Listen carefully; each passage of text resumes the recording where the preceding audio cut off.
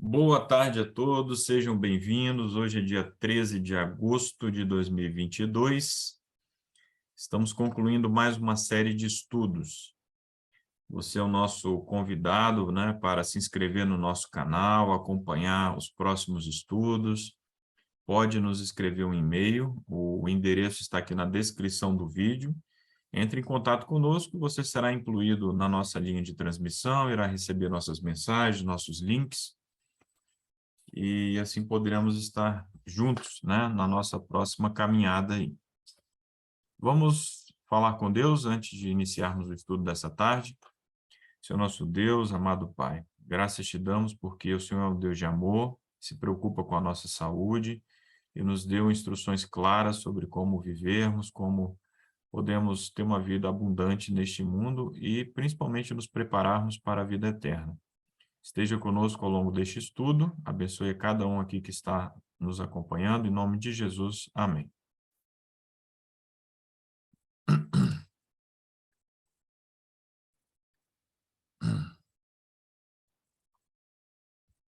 Muito bem, Vocês estão visualizando aí normalmente o PowerPoint, certo?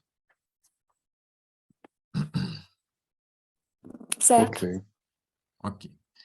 Bem, estamos avançando no estudo desse livro, Medicina Alternativa, a Filosofia Oculta das Terapias Não Convencionais, livro esse publicado pela Casa Publicadora, escrito pelo Dr. Silas Gomes de Araújo. O texto aqui que tem servido para a nossa reflexão ao longo dessa série, terceira carta de João, capítulo 1, verso 2, amado, eu desejo, acima de todas as coisas, que tu possas prosperar e em boa saúde, e que também a tua alma prospere. Bem, no estudo passado falamos aí do vitalismo, questão dos chakras, fomos avançando, a questão do Ki, o que Ellen White fala sobre esses tratamentos que envolvem, de algum modo, o espiritismo, acupuntura, falamos aí das falácias e dos perigos aí que envolvem a acupuntura e terapias derivadas, como Doin e tantas outras aí, questão dos mapas energéticos, enfim.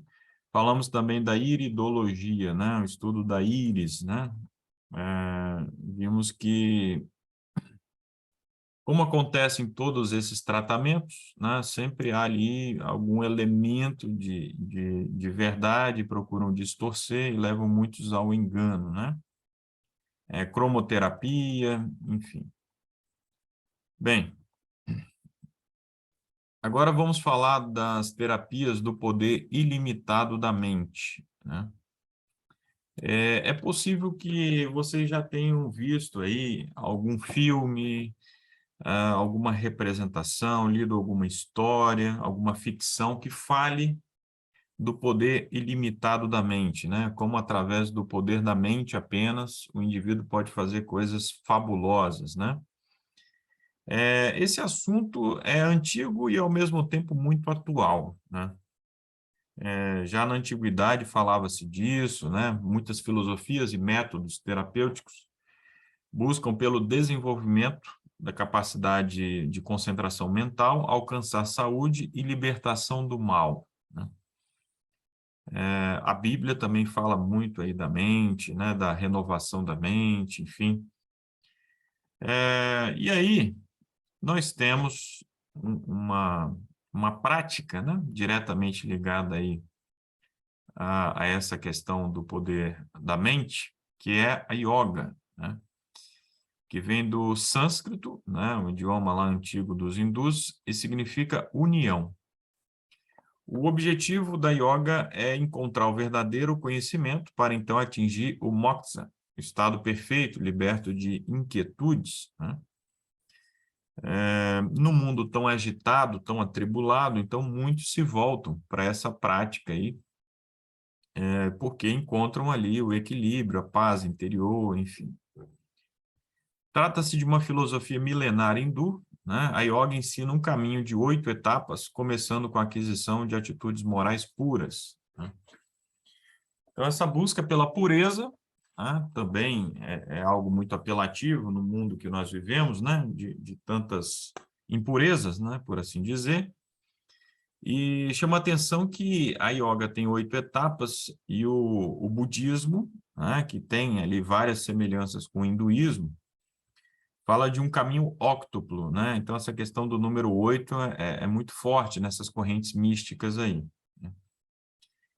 Bem, a seguir, né, vem, então, a busca ali por práticas de respiração e posturas, né, adequadas, né? A concentração progressiva, então, leva o praticante a estados de meditação elevados até culminar num transe vazio, né? Atinge-se, então, a libertação, que eles chamam de nirvana, né? Então, seria o estado mais perfeito de total paz, de equilíbrio, então, que se busca a partir da yoga, né? A modalidade mais praticada no Ocidente é a Hatha Yoga, né? Há muitos praticantes da yoga no Ocidente, né? A Hatha Yoga compõe-se de vários asanas, né, posturas, nas quais se procura colocar o corpo de maneira imóvel e relaxado, né? O Hatha Yoga supostamente desbloqueia o fluxo de Ki. O Ki que nós falamos no estudo passado, né? Que compõe-se lá do Yang e do Yin, né? O bem e o mal, né? E nós vimos que nessa filosofia oriental, inclusive, nem se busca combater o mal é eterno, né? Então, basta que ele esteja em equilíbrio com o bem e vai estar tudo certo, né? Então, é uma filosofia totalmente contrária àquilo que nós acreditamos, né? A verdade bíblica, né? Que o mal deve ser combatido, deve ser eliminado. O praticante avançado de yoga é capaz até de suprimir até mesmo as batidas do coração, a respiração e o movimento intestinal, né? Anos atrás eu vi, né, que um grande guru lá do Oriente havia morrido, e ele era praticante também da yoga, de meditação, enfim, e estava lá uma briga ferrenha, né, da família, dos seguidores com a justiça. Porque para os familiares e para os amigos ali, os seguidores dele, ele não estava morto. Ele estaria, assim, apenas dormindo, porque era tão comum ele conseguir ficar num estado de total concentração. Inclusive, as batidas do coração dele paravam, ele parava de respirar, colocava um espelho e não viam nenhum sinal de respiração, que para os seguidores ele estava apenas assim em transe, dormindo, né? E não queriam enterrá-lo, não queriam ou cremar o corpo, enfim. E a justiça então tinha determinado que não, que precisavam enterrá-lo, né? Para vocês verem a que ponto chega, né? Essas terapias aí, né? Que o indivíduo parece realmente que morreu, né? Existe também a mantra yoga, né? A mantra que é repetida. Bem, só lembrando que para os praticantes da yoga não existe nenhuma separação entre a prática das posturas corporais, da meditação, com a religião hindu, né? Isso não se separa. Na nossa mentalidade ocidental, né, que costumamos separar muito as coisas, compartimentar, é que criou-se a ilusão de que o indivíduo pode estar praticando yoga sem estar, de algum modo, envolvido com o misticismo, com a religiosidade hindu, né? Mas para os próprios hindus não existe nenhuma distinção, tá certo? E existem, inclusive, até mesmo algumas escolas, empresas, em que a yoga é promovida, né? É incentivada.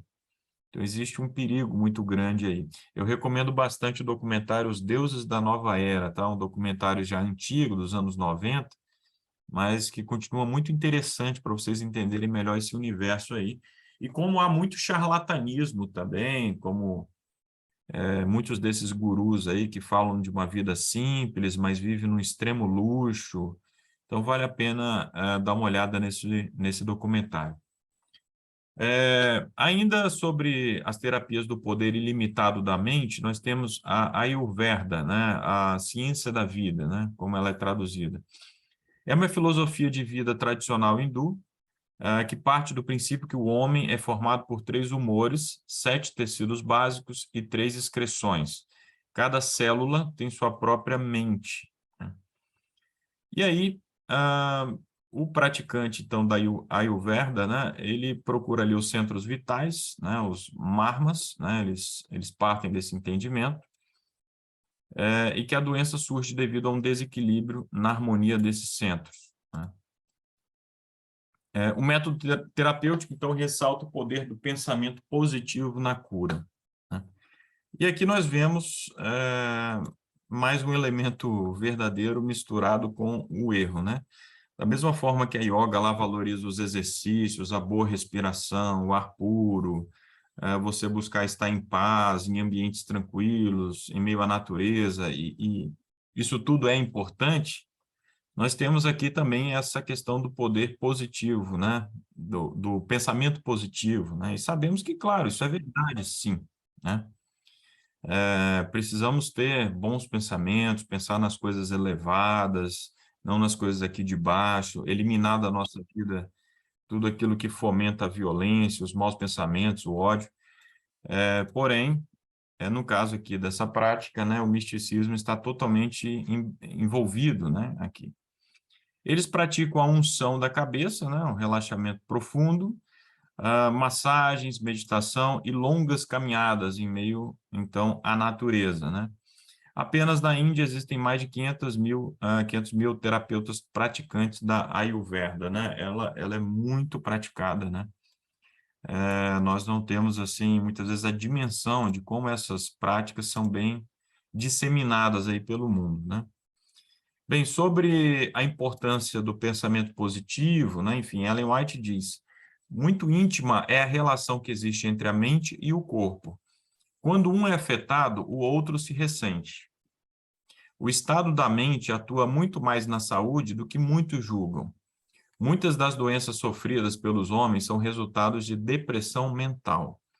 O indivíduo fica deprimido e depois ele, né, começa a sentir uma gastrite, uma úlcera, algum problema físico, né, mas a doença começou na mente, né?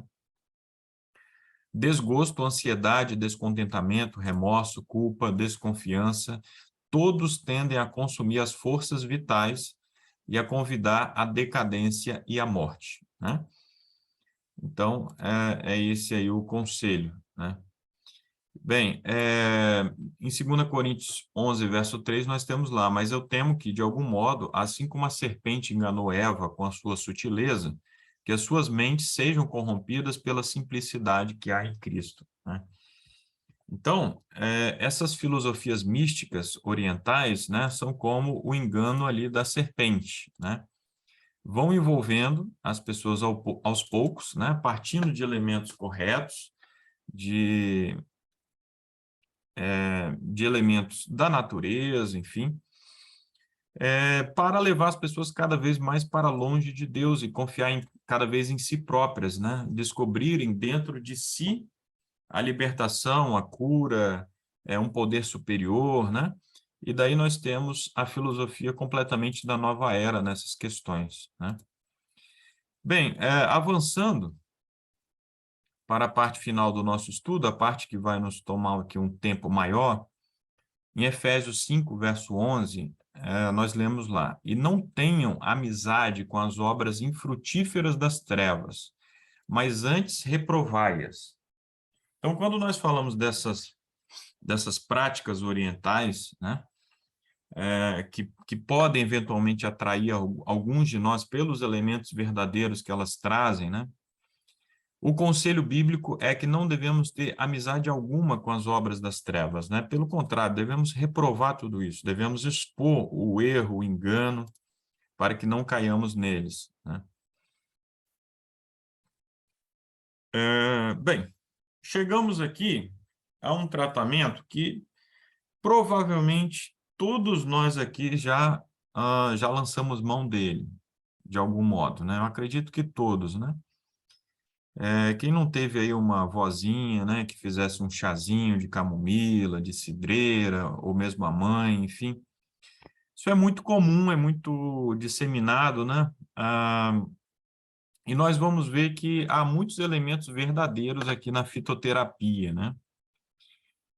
Existe um documento egípcio, o Papiro de Ebers, de 1500 a.C., em que o uso de ervas na cura de doenças, então, ali é descrito, né?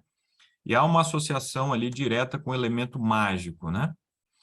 Na China, temos esse documento aí, o Penzal, né? Xing, do século I da nossa era, que traz ali uma tradição oral de quase 3 milênios, né? Então, embora seja um documento ali do primeiro século da era cristã, ele traz ali vários elementos que são de 3 milênios atrás, né?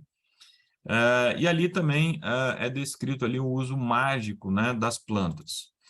Bem, no Brasil, nós temos registros em pinturas rupestres, né, em cavernas ali, pinturas da utilização de plantas com finalidade curativa, né? Então, desde a pré-história, muito antes dos portugueses, os primeiros povos aqui que habitaram o nosso território já se utilizavam de plantas para tratarem doenças, né? E esses conhecimentos foram passando de geração em geração. Depois, quando os africanos foram trazidos para cá, muitos deles possuíam esses conhecimentos também. Os europeus aproveitaram muito esses conhecimentos. Na época da colonização, era comum que nos engenhos, né, houvesse ali, na Casa Grande, né, especialmente, que era o centro dos engenhos, havia uma farmacopeia tradicional, né, baseada em ervas, em plantas. Então, são práticas muito antigas, né? Em 2016, foi lançado esse documento aqui, Memento Fitoterápico da Farmacopeia Brasileira, né? Então, é um documento oficial, né, que estabelece ali diretrizes para a prescrição de plantas medicinais no sistema público de saúde, né?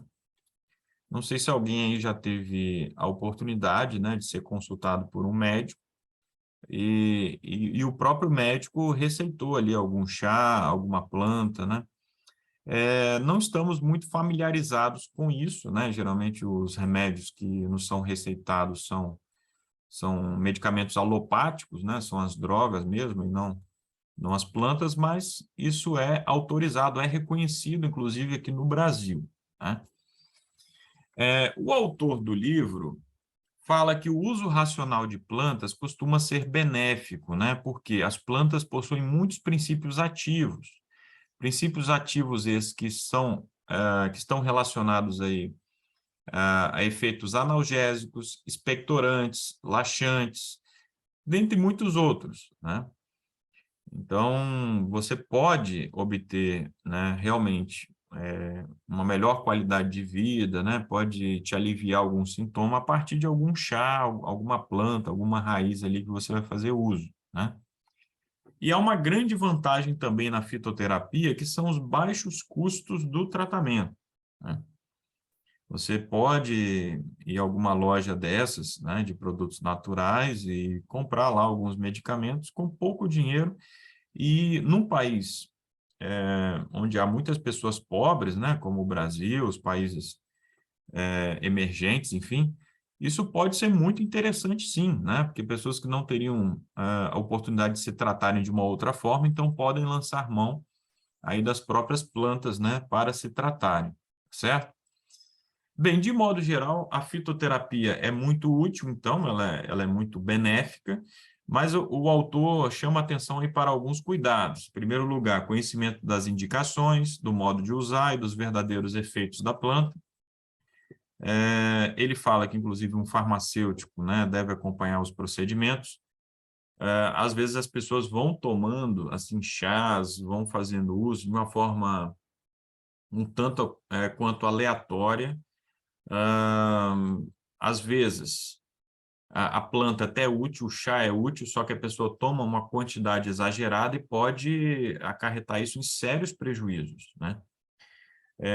Eu tive um professor de biologia que era enfermeiro de formação e ele falava que na carreira dele como enfermeiro, né, ele era jovem ainda, ele nos disse então que ele já havia perdido 2 pacientes por intoxicação por boldo, né? Então, pessoas que haviam tomado boldo em excesso e ele não, né? A equipe médica lá não conseguiu salvar, morreram, né? Então, é preciso ter cuidado com isso, né? Ele recomenda, então, tratar-se com acompanhamento médico, né? Não fazer uso, assim, indiscriminado dos chás, enfim, das plantas, e lembrar que, muitas vezes, a fitoterapia, né? Ela está envolvida com curandeirismo, curas espirituais, simpatias e rituais místicos, né?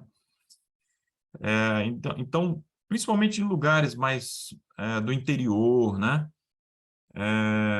Tem lá uma benzedeira, um curandeiro ainda, uma pessoa que é uma referência nesse tipo de tratamento, e a pessoa vai lá, né, de boa vontade, assim, de forma ingênua, né, fazer uso de um medicamento desse, mas, na verdade, ela está participando ali de um ritual, às vezes de origem indígena, de uma religião afro-brasileira, enfim. E nós, como cristãos, temos que ter cuidado com isso, né? Nós não devemos pisar no terreno encantado de Satanás, né? Então, são alguns alertas, né? Se tudo isso daqui for levado em consideração, as plantas, sim, serão muito úteis, poderemos ter excelentes benefícios aí com o tratamento fitoterápico, certo? Até aqui, alguém gostaria de comentar alguma coisa? Ô, Rafael, Hum. geralmente, né, esse tratamento fitoterápico, ele, apesar de ser muito interessante, muito saudável, ele é mais lento, né, que um tratamento atual com drogas, né? Então, às vezes, a pessoa ela acaba abrindo mão desse tratamento por causa disso, né? A resposta é demorada, né? Não tão quanto uma droga que você toma e rapidinho o resultado aparece. Mais ou menos isso aí, né? É, E, e um erro, quando a pessoa vai recorrer à fitoterapia sem fazer o acompanhamento médico, é achar que a fitoterapia será milagrosa, né? Vai tratar ali uma doença grave que ela tem, uma doença que está já num estado avançado, que demandaria um tratamento mais agressivo, né? E há pessoas que se deixam levar por isso, né? Aquele... Rafael, Pode falar. fazer um comentário, eu ia fazer semana passada, mas como estava na programação da igreja, aí eu não fiz. Eu sempre tive asma crônica, né? Desde criança, né? Aí, em 92, minha mãe, eu estava assim, em cima da cama, em crise. Mamãe falou assim: Pen, eu vou lá comprar um remédio na farmácia homeopática. Ela foi, comprou aqueles glóbulos branquinhos, são glóbulos, né? E eu fui tomando cinco, eu acho que foi aumentando a dosagem de tempo, de espaço, né? 10, 15. Realmente, eu me aliviei. Aquela crise foi assim, foi uma bênção aquele remédio para mim. Eu comecei a fazer homeopatia, eu não tinha um ensinamento, né? Que isso tinha qualquer coisa a ver com outro ensino, né? E aí, realmente, eu fiz tratamento com homeopatia, me dei bem, muito bem, ok, porque eles falam que trabalha na raiz, né? Que pode ser emocional. Realmente, meu problema era muito emocional, que eu tinha, e uma genética também. Os dois. Quando eu tinha problema muito na casa da minha mãe, com meu pai, isso atacava a minha asma crônica, eu ficava em crise, do nada, e fez bem para mim. E eu não entendo assim, até que ponto se realmente a homeopatia tem um lado espiritual, porque eu entrava no consultório médico, tinha uns, como que é, pirâmide, aquelas coisas assim. Eu era inocente aos 20 anos, 22, eu não entendia essas coisas, entendeu? E na minha inocência eu me dei bem, né? Hoje em dia eu fico questionando, gente, até que ponto isso tem também alguma coisa que mexe com o lado espiritual, alguma coisa oculta por trás, igual a tal garrafada que falam, né? Que a garrafada tem aquele lado tal. Eu na minha ignorância, eu falo, gente, a garrafada, para mim hoje, seria o quê? Uma porção de chás, porém tem pessoas que levam para o lado oculto, se tem alguma coisa oculta, eu não sei, eu queria que você pudesse tirar alguma dúvida em relação a isso também, porque para mim a homeopatia serviu, Sim, o Penha, entendeu? é importante seu relato aí. Nós vamos entrar agora na homeopatia, né? Que será o tratamento aí que nós vamos nos concentrar mais aqui nesta tarde, né? Nessa segunda metade do nosso estudo. Justamente porque é o tratamento que acaba levando mais cristãos assim ao erro, né? A se iludirem com esse tratamento. Dificilmente um cristão vai lá praticar a yoga, é mais difícil, né? Agora, a homeopatia acaba levando muito mais pessoas ao engano. E, e nós vamos falar em detalhes, sim, de toda a filosofia oculta aí que está envolvendo a homeopatia, tá? Lembrando que em todos esses tratamentos aqui, acupuntura, tudo isso daqui que nós temos tratado nessa série, sempre há muitos relatos de pessoas que se curaram, que se deram bem, que tiveram bons resultados, né? E o próprio autor do livro, que investigou isso a fundo, né? Nós estamos aqui mais comunicando, né? As conclusões dele, as informações dele, né? Não é a minha especialidade, mas ele reconhece isso. Ele fala, olha, não nego, resultados são resultados reais de pessoas que, né, se curaram, pessoas que não têm motivos para mentir, para esconder, para exagerar, nada disso. São muitos relatos. Agora, precisamos ver o que está por trás disso. Não é porque o resultado é bom que nós podemos lançar mão de um determinado método, né? Nós sabemos que o próprio Satanás, um pouco antes da segunda vinda de Cristo, né, ele vai ali personificar a Cristo, vai andar no meio das pessoas e ele vai realizar curas, ele vai realizar milagres, né? E isso vai reforçar a fé das pessoas. Então, um milagre, uma cura por si só, não quer dizer absolutamente nada, né? Precisamos ter, assim, muito cuidado com isso. Aquilo que nós tínhamos falado no estudo passado, né? Deus não leva em conta o tempo da ignorância, né? Penha estava falando aí que era ingênua, que né, não conhecia, né, tudo que envolvia esse tipo de tratamento, né? Então, daqui para frente, né, nós esperamos esclarecer todas essas questões. E é interessante que, mesmo tendo pouca idade, você percebeu, né, as pirâmides, os elementos místicos lá no consultório. Nós vamos falar dessas questões aqui, tá? Bem, a homeopatia trata-se de um método de tratamento criado por esse senhor aí, o Samuel Hahnemann, no século, ali entre o século XVIII e o século XIX, né? Trata-se de uma alternativa à agressiva e ineficaz medicina dos séculos XVIII e XIX. Então, é importante entendermos o contexto, né, a época em que o Hahnemann viveu, né, como eram feitos aqueles tratamentos nessa época aí. Utilizava-se largamente o calomelano, né, um remédio à base de cloreto de mercúrio, que era usado, pasmem, para praticamente todas as doenças. A pessoa estava doente, então lá ia receber cloreto de mercúrio. Mercúrio, vocês sabem, é um metal pesado, né? Um metal cancerígeno, né? Traz, assim, extremos males, né, para a saúde humana. Utilizava-se também a vesiculação, né? A queimadura na pele, né? Ferro quente, às vezes substâncias que queimavam, né? Isso era muito utilizado. Purgativos e vomitivos, né? Para provocar vômitos, né? Achavam que isso iria restaurar ali o equilíbrio ali da pessoa. E sangrias, né? Você já deve ter visto em algum filme, né, pessoas ali praticando a sangria, era muito praticado. Então, isso muitas vezes levava a pessoa a uma anemia profunda, né?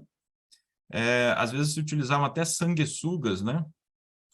Ali no corpo da pessoa, e a pessoa já estava doente, entrava ali em anemia, uma anemia profunda e morria.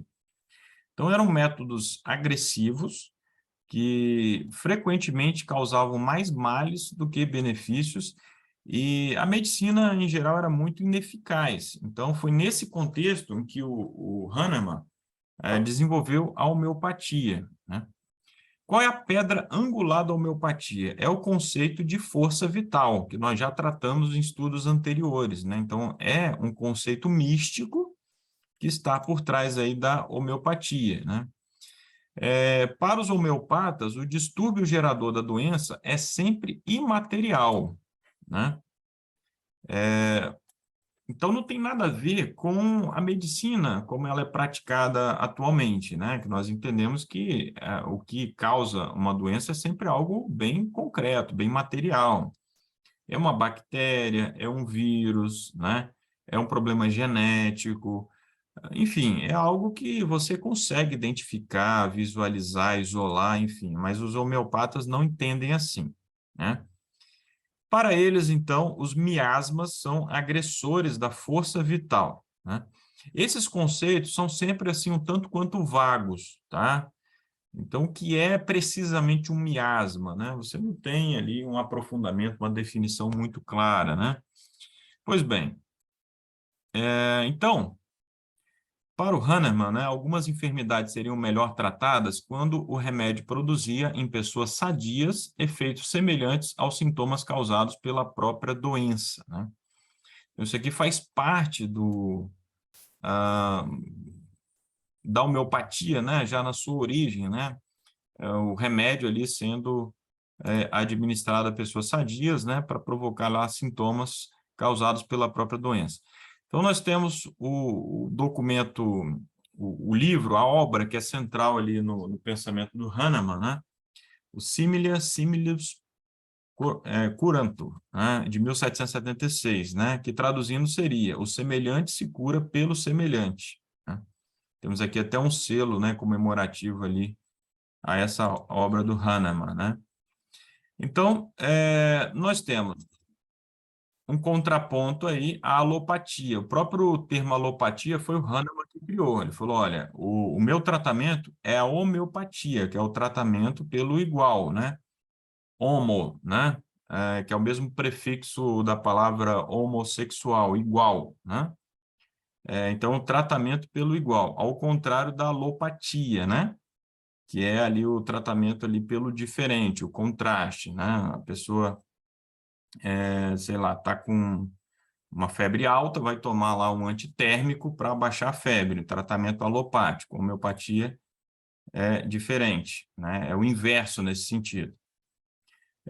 Chama atenção que o Hahnemann usava basicamente as mesmas substâncias da medicina convencional, os mesmos remédios, enfim, mas com indicações diferentes e em doses infinitesimais, ou seja, doses muito pequenas mesmo. O medicamento é extremamente diluído, enfim, nós já vamos falar disso, né? E seria, então, administrado bem aos poucos, com bastante tempo, né? Então, assim, ele esperava minimizar as contraindicações, né, dos medicamentos. O Hahnemann acreditava que a correção do distúrbio primário da força vital só seria possível por meio de um remédio que atuasse não no corpo, mas diretamente sobre a força vital.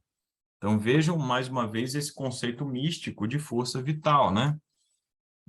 Isso é muito comum a diversos outros tratamentos aí não convencionais, esse conceito aí de força vital, né? Então, como a doença, como o miasma lá é imaterial, o remédio também teria de ser igualmente imaterial e espiritual. Então, veja que estamos bem distantes do campo da ciência, né? Porque aqui estamos falando de um remédio espiritual, imaterial. É nisso que os homeopatas acreditam, certo? Então, fica sempre lá aquela pergunta, né? Como que a homeopatia é reconhecida lá pelo Conselho de Medicina, existem médicos homeopatas, você vai lá, a lista lá de especialidade do seu plano de saúde, né? E vai encontrar lá os homeopatas. Fica sempre essa pergunta, né? E a resposta eu já dei no outro estudo, né? Eu já até perguntei a médicos sobre isso, né? Médicos alopatas, obviamente. Por que que o Conselho de Medicina acabou aceitando a acupuntura, a homeopatia, tantos outros tratamentos aí não convencionais? O que me responde é o seguinte, que acreditam que assim, trazendo para debaixo assim, de alguma supervisão do Conselho de Medicina, vão pelo menos evitar que isso seja praticado assim, de uma forma totalmente indiscriminada e sem nenhum controle, sem nenhuma supervisão, né? O que poderia ser ainda pior, né? Segundo eles. Bem, em 1800, o Hahnemann desenvolveu a doutrina da dinamização.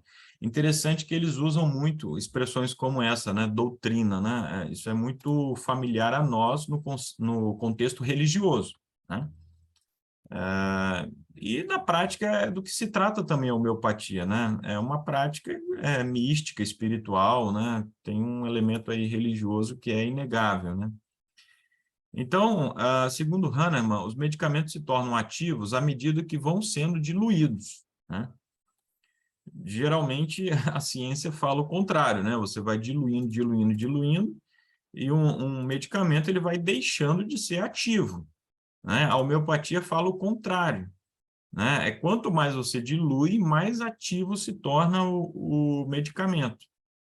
A diluição da substância deveria ser progressiva até eliminar da solução toda a substância material, restando ali apenas sua energia. Então, a questão da energia, da força vital, né? Veja como que isso é central no tratamento homeopático. Aqui vocês estão vendo uma das máquinas, né, utilizadas nas clínicas de manipulação que desenvolvem medicamentos homeopáticos. Então, essa máquina serve justamente para pressurizar, para diluir, para ficar transportando de um lado para o outro, assim, durante muitas horas ali, o medicamento, para que se realize isso daqui que o Hahnemann, então, pregou, né? Para que a diluição seja completa, né? Para que não reste nada ali da substância material ali no que é chamado de medicamento, né? Mas que, na verdade, vai sobrar apenas o diluente, né? Apenas o álcool, enfim, não vai ficar praticamente mais nada além disso, tá? Além disso, né, nós temos isso daqui, ó, as sucções, né, a sacudidelas, né, e o número de diluições são muito variáveis, né, e dependem da subjetividade do homeopata, certo? Então, não existe uma definição, uma clareza, estudos que digam quantas sacudidelas são necessárias ali para um determinado tratamento. Vai tratar pneumonia, vai tratar bronquite, etc. Não. Fica ali a critério de cada homeopata, né, definir isso daí. Não existiria cura sem a atuação do remédio homeopático dinamizado. Então, na homeopatia não existe cura, tá? Para falar em cura, a pessoa tem que aceitar ali o remédio dinamizado, né? Não pode imaginar que vai haver uma cura sem passar por aí, né? Por essa prática, esse tipo de medicamento. A medicação homeopática vai agir diretamente sobre a força vital, e isso seria, então, a chave para ativar a energia autocurativa do organismo, né? Então, aqui você está vendo, de uma forma bem sutil, aquela ideia de que a cura está dentro do próprio indivíduo, né? Sempre levando o indivíduo a olhar para dentro de si, né? A medicação homeopática seria, então, apenas uma chave para ativar essa energia que o próprio organismo tem para se autocurar, certo? Então, assim eles pensam, né? Um medicamento puramente homeopático é aquele que não contém nenhuma molécula sequer da substância original, né? Então, as moléculas originais já foram completamente quebradas, não existe nada ali do medicamento original, né? Em meio a tudo isso daí, a toda essa falta de base científica, essas questões místicas, nós temos algumas orientações homeopáticas bem interessantes, né? Por exemplo, exercício moderado ao ar livre, né? É muito valorizado, o homeopata ele vai recomendar isso daí. Alimentação conveniente, abstenção de certas drogas, como o café, né? Que é condenado, o álcool, o chá, o chocolate, né? Tudo isso aí realmente causa sérios prejuízos ao organismo, né? Nós devemos banir isso daqui, tudo da nossa alimentação, né? Caso alguém ainda tenha isso no seu cardápio, né? Uma higiene corporal e domiciliar adequadas, né? Então, você tem que manter o lugar onde você vive muito limpo, muito adequado, o seu corpo, né? A ventilação, né? Outra coisa que eles ressaltam, né? Condenam a promiscuidade sexual, já o Hahnemann lá, né? Século XVIII, né? XIX, já condenava isso daí. Porém, qual é o essencial, né? É esse estilo de vida mais saudável, a abstenção de tudo isso daí? Não. O essencial é o remédio homeopático dinamizado. Esse sim é o essencial. É esse que realmente traz a cura, né? Que vai ativar lá a chave do organismo, né? Do poder autocurativo do organismo. Um ponto aqui também muito positivo, né? Que nós temos que reconhecer, né? Que a homeopatia valorizou a relação médico-paciente, né? Na época do Hahnemann, o médico era praticamente o algoz ali do paciente, aquele que ia trazer um ferro quente para encostar na pele do indivíduo, aquele que ia promover uma sangria, enfim, que ia promover esses tratamentos aí bárbaros, né? E o Hahnemann passa a valorizar muito a necessidade de uma anamnese, né? Ou seja, uma longa conversa, né? Para entender os hábitos, o estilo de vida, as relações familiares, aquilo que causa um mal-estar, né, ao indivíduo, enfim. Isso daí é muito importante na medicina. Muitos médicos alopatas acabam desprezando isso daí, né? Muitas vezes fazem exames, recomendam exames assim de uma forma um tanto quanto precipitada. Não é o caso dos homeopatas, né? Eles, quando vão indicar um exame clínico, é algo muito completo, muito cuidadoso, né? Então, é um aspecto importante.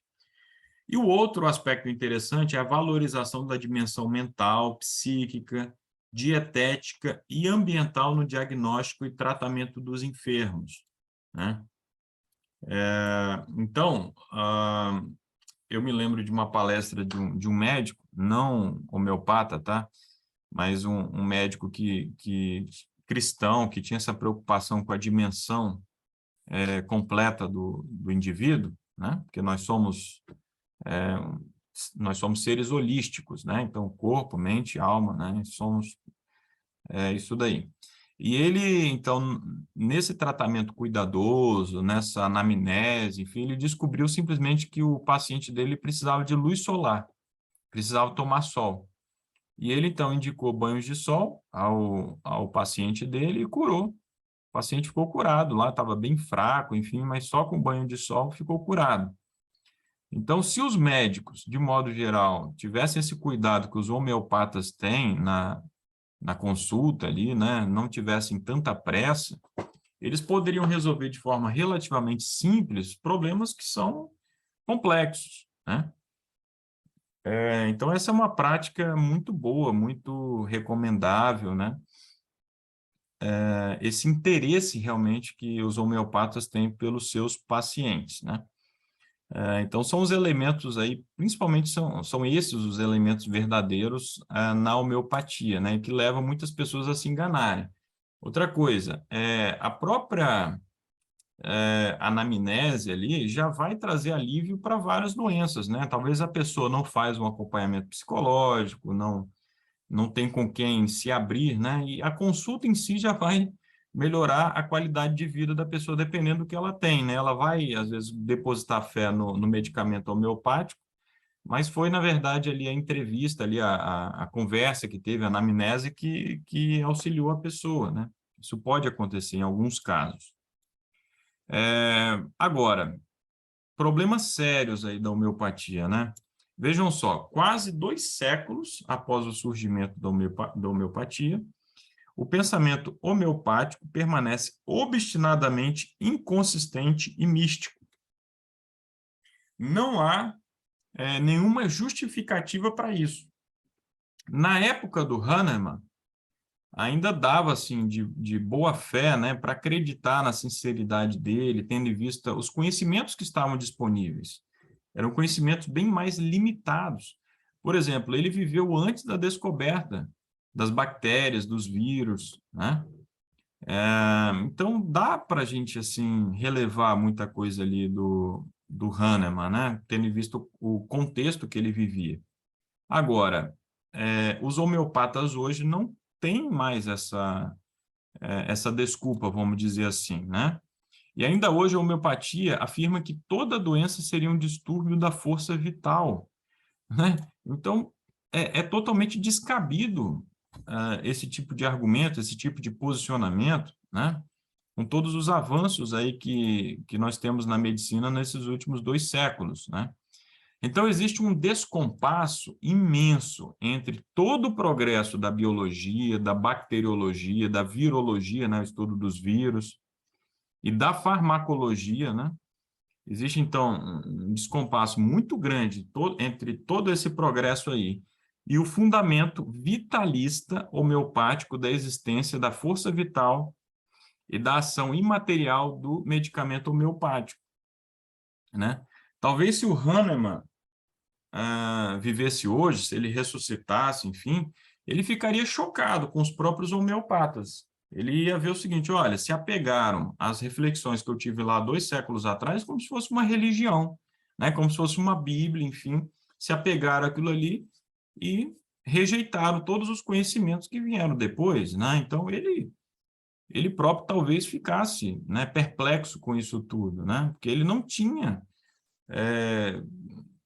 1/100º de todo esse conhecimento que há hoje aí da biologia, da bacteriologia, da virologia e da farmacologia, né? O fundamento homeopático, então, permanece inalterado, desconsiderando o conhecimento científico atual. Esse posicionamento sectário, esse posicionamento fechado, né, é muito perigoso, né? Nosso amigo Márcio chegando aí, viu? Seja bem-vindo, Márcio. Entre os homeopatas, nunca se chegou a um consenso sobre qual deve ser a dosagem ideal para os medicamentos dinamizados, né? Não há consenso sobre isso. Da mesma forma que não há consenso lá sobre a sacudidelas, não há consenso sobre a dosagem, uns passam muito mais, outros menos. A coisa assim é um tanto quanto aleatória, né? Realmente não tem base científica a homeopatia. Nós temos aqui os 4 princípios, né, da homeopatia, então, recapitulando, né? A lei dos semelhantes, a experimentação na pessoa sadia, as doses infinitesimais e o medicamento único, né? O mesmo medicamento que pode aí curar diferentes doenças, né? Somente 3 substâncias dinamizadas poderiam curar praticamente todas as doenças da humanidade, né? Sendo que um mesmo medicamento ele é usado, né, para diferentes doenças, né? O princípio da cura pelos semelhantes só não produziu uma tragédia por causa das doses mínimas, né? Então, vejam bem, né? A homeopatia, ela só não é mais deletéria, ela só não é mais danosa, porque a pessoa está tomando água, basicamente. Ela está tomando ali um álcool diluído na água, enfim, e não vai causar ali um efeito colateral, né? Porque nós estamos falando aí de um pensamento, né? de um tipo de tratamento que não é científico, né? Então, poderia ser bem pior, né? Pensando por esse lado aí. Tais doses, né, essas doses infinitesimais, essas doses mínimas, né, então, na prática, não vão trazer mesmo nenhum efeito colateral, né, mas também não vão trazer a cura. Cientificamente falando, elas não têm nenhum poder de curar nada ali. O princípio da experimentação dos remédios, primeiro, em homens saudáveis, em seres humanos saudáveis, também é questionável, né? Isso daí não é assim, a melhor prática científica, né? Olha, o Hahnemann falava ainda numa tal psora, né? Psora, que seria um obscuro e controverso agente responsável pelas doenças crônicas, né? Por que que ele cria esse conceito? Alguém tem alguma ideia? Você que está acompanhando aí a linha de raciocínio, você já conseguiu imaginar, né? Por que que ele cria esse conceito aí? Você que está entendendo, né? O que é homeopatia. Então, pensa lá, uma doença crônica, um diabetes, né? A Bom, homeopatia Rafa, não cura um diabetes, e aí? ele tem que ter uma válvula de escape, né?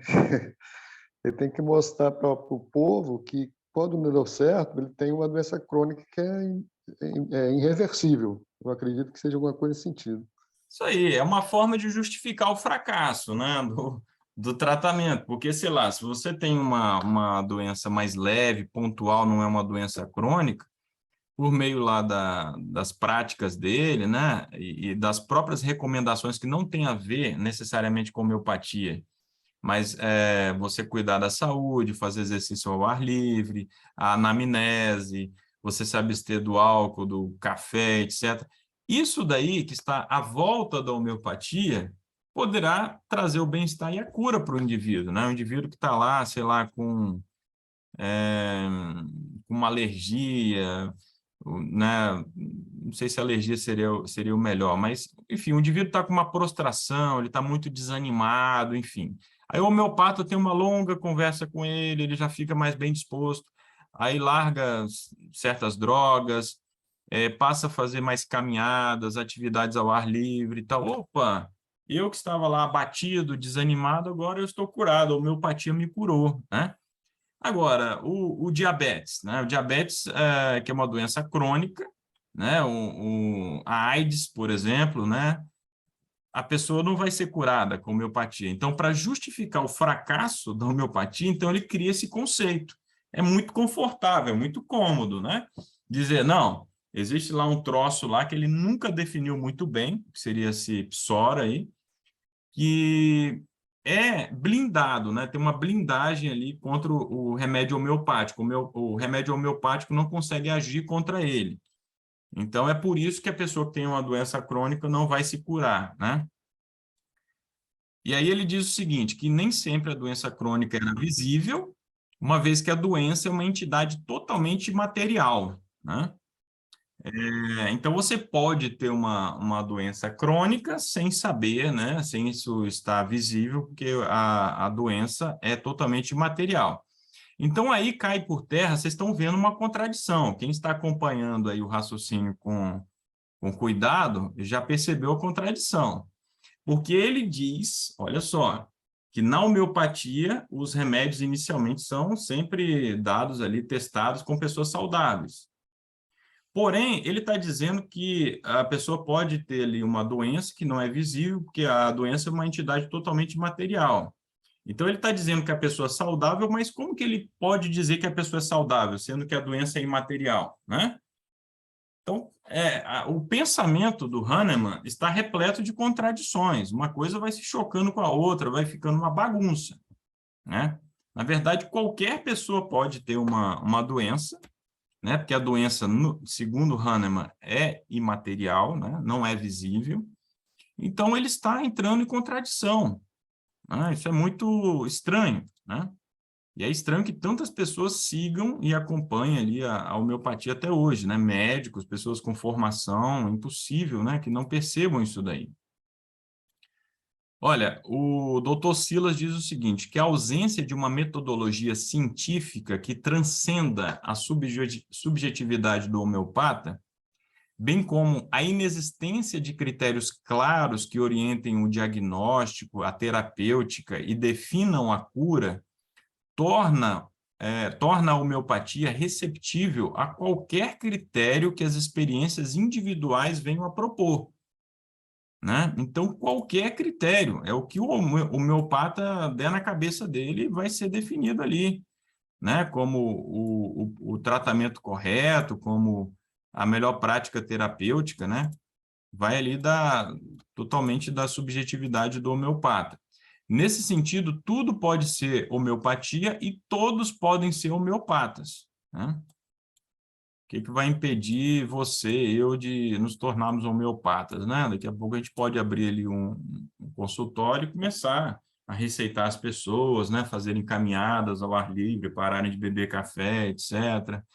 E ficar ouvindo as histórias da pessoa, enfim, passar um frasquinho ali para a pessoa beber o líquido ali, que não vai trazer mal nenhum mesmo para a pessoa, né? Então, na pior das hipóteses, se você não trouxe o bem, você não levou o mal também, né, para o indivíduo, né? Mais do que ciência, a homeopatia é uma doutrina espiritualista. Então, não se esqueça disso daqui, né? É uma doutrina espiritualista. O próprio Hahnemann considerou-se um iluminado por Deus ao elaborar o que ele e seus seguidores chamam de doutrina homeopática. Trata-se de uma doutrina. Os fundadores declararam que é uma doutrina, né? Não são os críticos, né, da homeopatia, certo? Olha, um dos livros do Hahnemann, esse daí chamado Organon, né?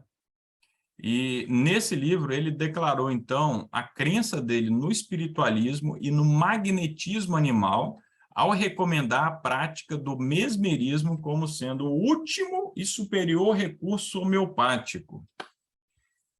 Então, aqui reside o grande problema, né? A pessoa vai ali de boa fé buscar um tratamento homeopático, fica curada ali de um mal-estar, né? Uma doença que não é crônica, né? E aí ela vai avançando, daqui a pouco ela tem um outro problema, ela procura de novo o homeopata, né? Vai procurando, até que chega em um momento em que a pessoa está tão convencida de que a homeopatia é um bom tratamento, ela está confiando tanto ali no médico, uma pessoa tão amável, conversa com ela calmamente, dá atenção aos problemas dela, ela já depositou uma confiança tão grande na homeopatia e no homeopata, que ela não vai resistir quando o homeopata falar o seguinte: olha, você agora precisa de uma hipnose, uma sessão de hipnose. Porque o grande Hahnemann dizia que é o último e o maior lá recurso homeopático, certo?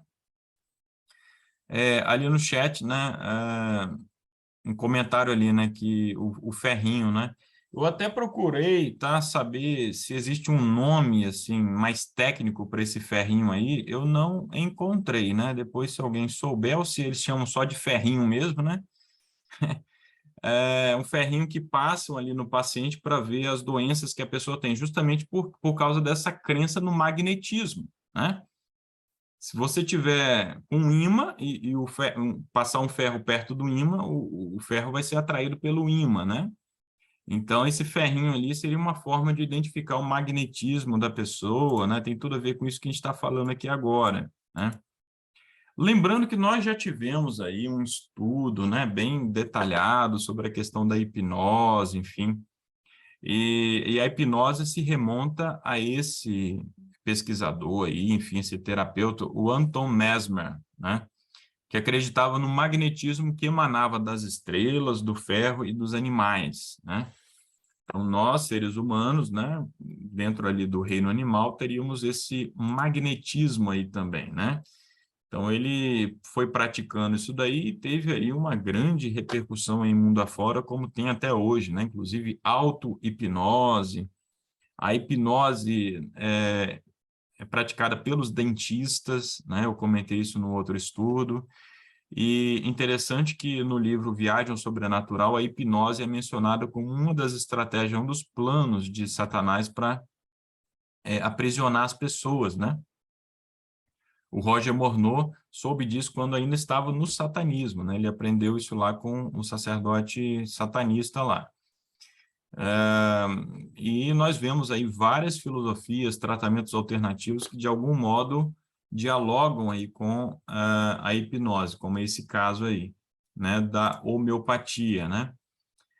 Então, Hahnemann acreditava que o passe magnético seria a menor dose homeopática existente, né?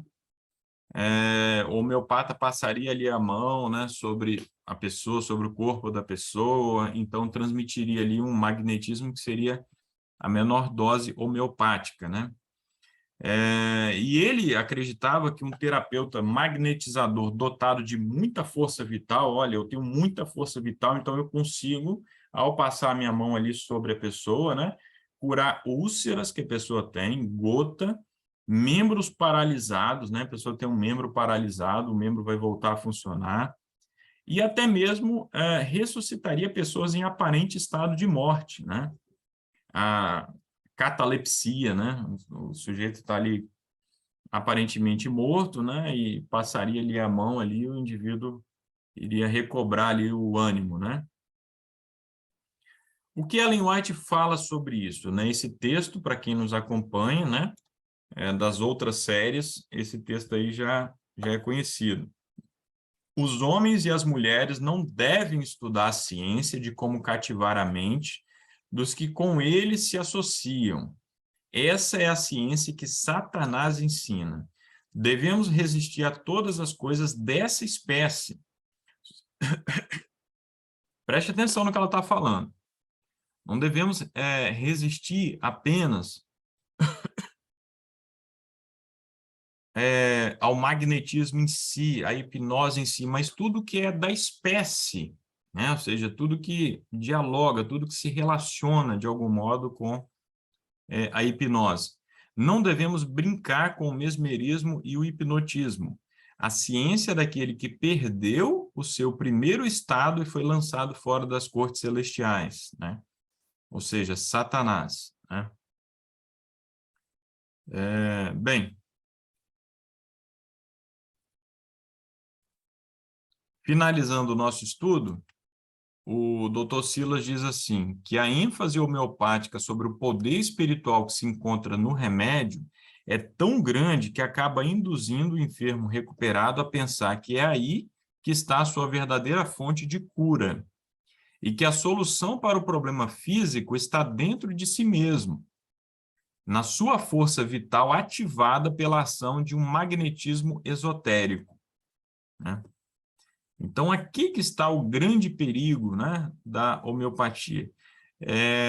Ir no terreno de Satanás, por si só, já é muito perigoso, né? Porque, de algum modo, você já enfraquece suas defesas espirituais, né? Os anjos, o Espírito de Deus já não vão ter o mesmo efeito como teriam se você estivesse resistindo ao diabo e aos seus encantamentos. Então, só o fato de se aventurar no terreno de Satanás já te coloca numa posição vulnerável. Mas o verdadeiro perigo está aí, né? Em a pessoa sendo enredada por esse tipo de tratamento, essa terapia, até chegar um momento em que ela vai acreditar que a verdadeira fonte de cura não está em Cristo, não está em Deus, né? E sim na força vital que está dentro dela.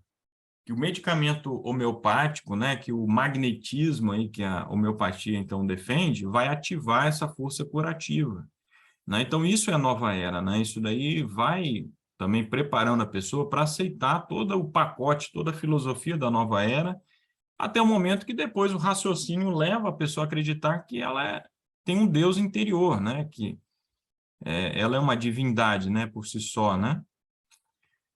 Enfim, 2 Coríntios 11, verso 3, né? Repetindo aquele texto que nós lemos antes, né? Mas eu temo que, de algum modo, assim como a serpente enganou Eva com a sua sutileza, né? Muito sutil, aparentando ser um animal inteligente, que queria levar Eva a um estado superior, né? Enfim, ser como Deus. De forma muito sutil, nunca é o mal se apresentando diretamente. Que as suas mentes sejam corrompidas da simplicidade que há em Cristo, né? Então, em Cristo há uma simplicidade muito grande, né? Nós devemos seguir lá os 8 remédios naturais que nós falamos, né, que envolve lá a confiança em Deus, e Ellen White fala que nós devemos ir a médicos bem qualificados, né, pessoas bem instruídas, né, para obtermos o tratamento quando for o caso, né, quando apenas os remédios naturais, o ar puro, exercício físico, descanso, enfim, quando essas coisas por si só não forem suficientes. Então, devemos buscar médicos, então, bem qualificados. É essa simplicidade que há em Cristo e que possamos, então, nos lembrar disso. Como falamos no início do estudo desse livrinho, né? O autor lembra que a boa medicina, né, a verdadeira medicina, medicina natural, enfim, ela não é cara demais, ela não é esotérica, não envolve um conhecimento assim muito escondido, muito complexo, não. Apenas esses tratamentos aí alternativos que querem levar as pessoas aí a isso, né, a esse entendimento, para afastarem essas pessoas de Cristo, né? Essas pessoas precisam ir se aprofundando em livros, em meditações, acreditar em gurus, em isso, aquilo, outro, no ferrinho que vai passar lá para ver se a pessoa tem a dose correta lá de força vital ou não, e fazer uma série de malabarismos. Então, temos que ter cuidado com isso, tá, meus irmãos? Que Deus, então, nos abençoe, que possamos refletir sobre isso, né?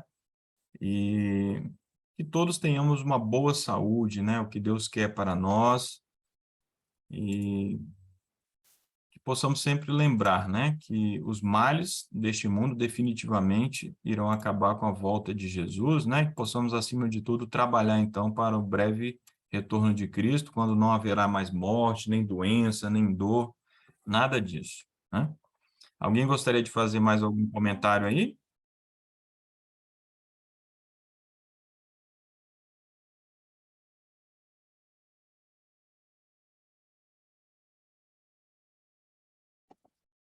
Olha, eu estava vendo o gatinho aí da Sara agora há pouco, né? Existe homeopatia até para animais, vocês já ouviram falar nisso? Já. Eu estava vendo meio por alto, né? O autor aqui, ele não entra muito nisso aí, não, mas É existe. uma na internet, até para sol. Tá cortando, Gisele. Repita aí o que você falou. Tem até um manual na internet que eu acabei de ver aqui agora. Pois é, né? Ai, ai, né? Pobres animais, né? Mas nem os animais estão imunes, né? À serpente, né? Porque o próprio Satanás entrou numa serpente, né? Então, que os nossos bichinhos estejam livres, né? Dessas filosofias místicas aí. Pedro, pode falar, Pedro. Professor, o SUS fornece o médico homeopata gratuitamente? Tem como ser... Sim, pelo SUS tem como se medicar como médico homeopata? Tem como, sim, Pedro. Caraca. E não só a homeopatia, mas diversos outros tratamentos aí alternativos, tá?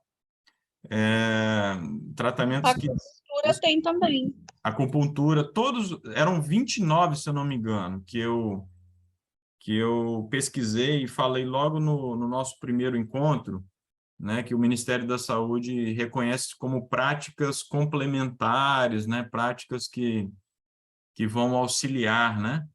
Eles têm um cuidado, assim, de dizer que são práticas médicas complementares, eu acho que é esse o termo, né? Para não levar, não induzir a pessoa que tem um problema mais grave a ficar, por exemplo, só na acupuntura ou só na homeopatia, né? Mas por reconhecer, eles também fornecem, sim, esses profissionais aí. Muito bem, meus amigos. Podemos ficando por aqui. Olha, no grupo, eu vou lá falar, né, na linha de transmissão também, enfim, da ideia que nós temos aí para nosso próximo estudo, tá? E eu gostaria que vocês lessem o próximo livro, que temos o PDF dele, ao contrário desse que nós terminamos aí, que nós não temos o PDF, tá? O livrinho Ômega. já que nós estamos assim numa linha falando de nova era, de práticas místicas, enfim, vamos ver como que isso de algum modo entrou no adventismo. Entrou no adventismo e vai se manifestar no tempo do fim de novo, né? Foi o que Ellen White chamou de apostasia ômega, né? No alfabeto grego, nós temos a primeira letra, que é o alfa, e a última é o ômega, né? Na época de Ellen White, foi apostasia alfa, e ela, então, predisse que no tempo do fim seria apostasia ômega. Então, eu vou mandar lá para vocês, tá? E se vocês toparem, então, a gente pode estudar esse livrinho aí no nosso próximo encontro, tá? Alguém já leu esse livrinho, inclusive, o livrinho Ômega? Elda, alguém aí já leu?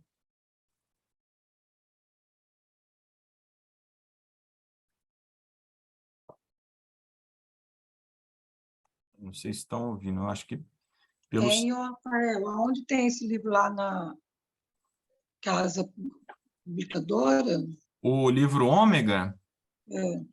Olha, infelizmente não. Esse livro foi publicado pelo antigo IAE, né, que era como o NASP se chamava, a editora lá do IAE publicou, e ele é um livro esgotado, né? Então só temos o PDF. Aí, se alguém quiser pedir para imprimir em alguma copiadora, né, em algum lugar assim, alguma gráfica, eu só tenho o PDF dele, não tenho nenhum livro físico. Tá certo? Mas eu acho interessante para a gente fechar, então, essa série de estudos aí com esse tema. Tá bom? O Elda, está nos ouvindo aí, Elda?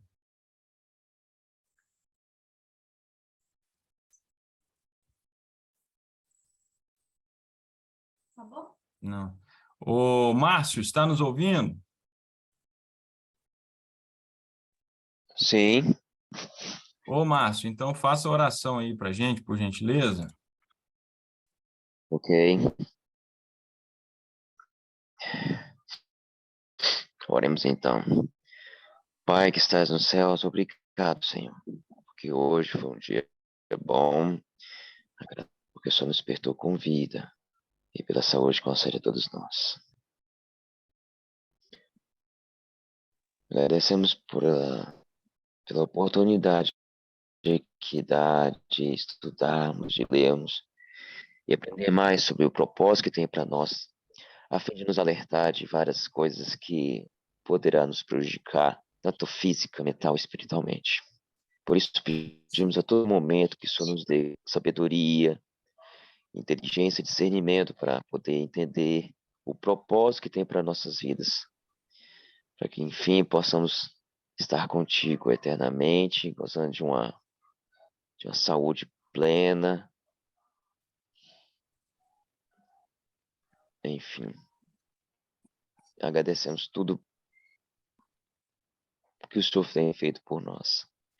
Pedimos também, com relação aos nossos familiares aqui representados, que eles possam também, futuramente, já que fica no YouTube, eles possam ouvir, assistir todas essas programações para que eles possam ser alertados com relação aos problemas que virão. Amém, Senhor. Uma boa semana, na sua santa e gloriosa presença, porque a maior parte dela ainda é desconhecida para a gente, né? Por isso pedimos que esteja conosco, não só o Senhor, mas que tem os santos dos anjos, a nos proteger dos perigos dessa vida, e que permaneça também o Espírito Santo em nós. Tudo isso peço, agradeço em nome de Jesus. Amém. Amém. Amém.